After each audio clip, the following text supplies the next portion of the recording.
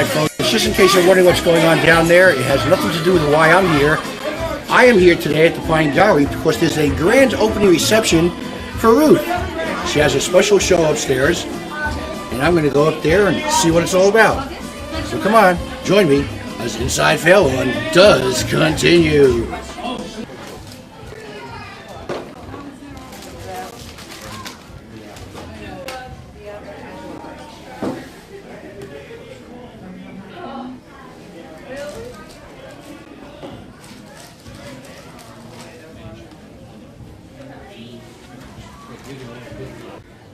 And I, folks saw me do a little bit of a scan of some of the things here. But why I come to the grand opening is because I have so much fun having the chance to speak with the artist who's right over here. Hi! Oh, hello. How are you? I am fine. Introduce yourself. Tell everybody who you be. My name is Ruth Bauer Neustadter, and I'm an artist. I was originally a modern dancer. And you can tell from my work, the painting we're going to talk about, how my dance and my fine art have come together. And they've influenced each other, I'm getting They have influenced each other, Very absolutely. Good. Let's start with something that's right here. By the way, folks, I just want to give you an idea of size. So I'm going to have Ruth sort of stand there for a second, but you can see how big it is. Tell me about this. Nice and loud. Tell me about this. This is a painting of Juan Carlos Gonzalez, who is, you can tell, a dancer. And he was a very beautiful dancer from Peru, but he got quite sick. And when he realized that he was dying, he asked me to make a life-size painting of him, which we put on stage on an easel, and I'm still dancing, and I was the artist on the stage, and all the other dancers were the people in the gallery. Juan Carlos got to see this painting once in the dance. The second time he did not. This is fascinating. What's the medium here? What are we looking at? Oils? Watercolor? It's acrylic. Acrylic, okay. Acrylic. But I work with acrylic in a very thick way, so it almost looks like oil. And then, of course, I use found objects in much of my work. So we have... Found objects? Yes, these are found objects right here all throughout. And the reason I have the wood is for many reasons. One is that it reminds me of the dance floor in the studio. Okay. That was part of it. Would that be also why we see mirrors? The dance studios always have mirrors. The dance studio has mirrors. I can wave to myself. I like that. Very good. This is a very incredible work. How long would something like this actually take you to make? Because it's a rather large size. Folks, just compared to some of her smaller work, this must have been a serious project for you, huh? It was. Yeah. And it's very difficult to tell how long it takes because I come back to things. Sometimes I ask that. You step away, maybe work on another thing, and then come back to it. Until I finally feel that I'm happy with it. Speaking of being happy with it, which I always am, we have 3 on this wall over here. Ruth, walk in front of me, please, for a moment. And tell me about what I'm looking at right here. Can you tell that Wait, folks. I think I'm starting to see what she's getting at. This is a portrait of me 20 years ago. 20 years ago, folks. I just want to give you a... 20 years ago, and you can see the position I'm in. What's interesting I find about this, by the way, is that these are actually, I think, individual little squares. 1, 2, 3, 4, 5, 6, 7, 8, 9, 10 canvases that are all connected in the back. How was that put together? Did you actually have that in mind to break it up that way before you even started? Oh, yes. You did? Oh, okay. yes, absolutely. I love doing that. I have it in, this one has the most canvases, but I could do that again. It just gives a special vibe to it, I think. It breaks up the space. I had a question for you. Suppose we just mixed them all up and we made a different person. We could do that. We could have some fun with that, but probably not right now, huh? No, not right now. Let's move down to this one. Yes.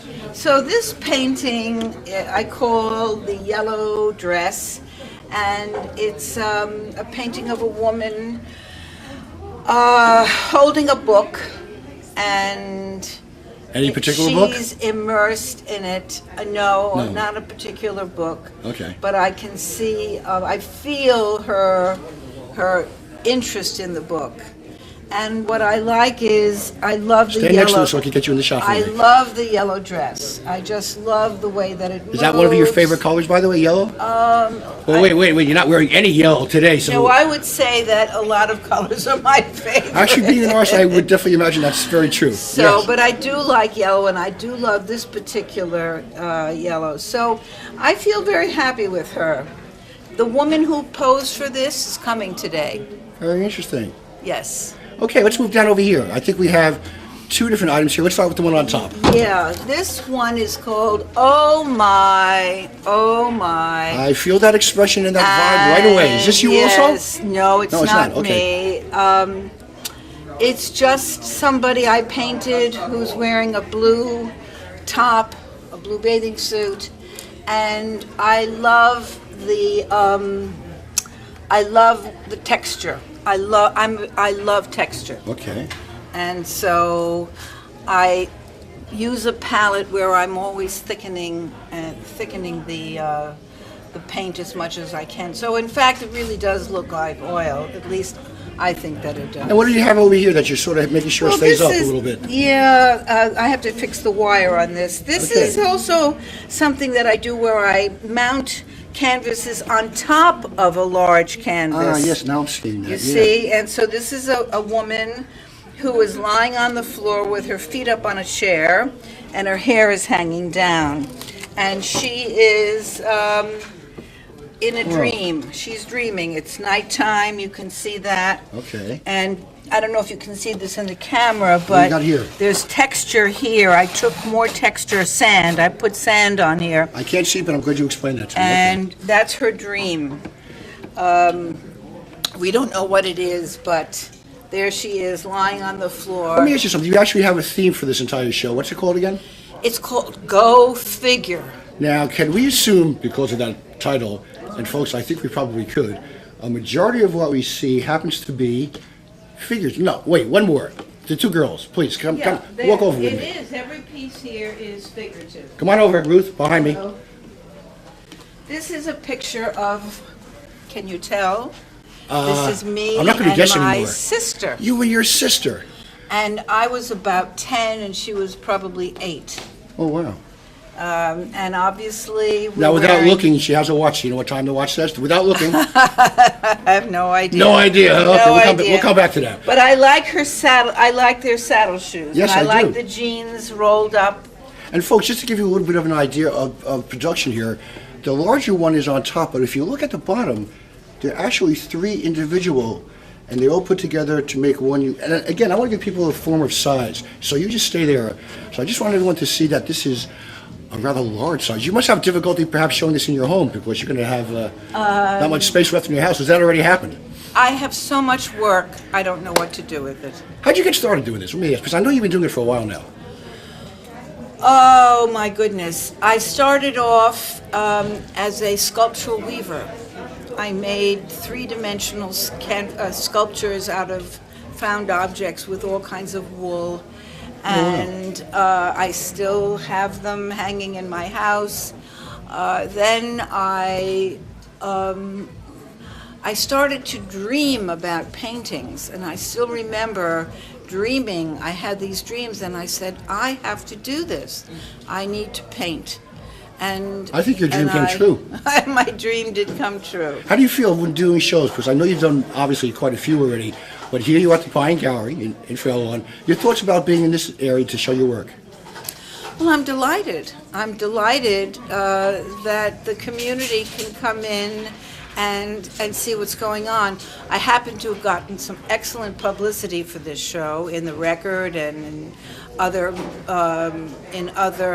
publications. And actually So- why I'm here today, because I want to extend that information about you being here. By the way, do you know how long the show actually may be running? It's going to be here November and December. Okay, that's very good. A good holiday time to come up and look at some wonderful art. I hope that people come. It's open all the time during library hours. Tell me, and suppose somebody wants to be able to reach you. Is there a way they could get a hold of you? Absolutely. Nice and slowly in the way out so they have a chance to get a pencil. If you want to contact me to find out about a piece or to see the show with me, you can reach me on my email, which is my initials, rbnartist@yahoo.com. One more time. Right, they're going for their pencil right now. rbnartist@yahoo.com. Ruth, a pleasure meeting you. I think I did meet you a couple years ago in another project, but it's always great to see you artists and to get a chance just to chat with them a little bit. Absolutely. I wish you the best of luck here. Thank you very Enjoy much. the rest of your show. And come on over, everybody. And come on over, anybody. Come okay, and look at the work. come by and see art, support art here in Fairlawn. And I'm just going to go back outside and do more things. So everybody stay with me as Inside Fairlawn will continue.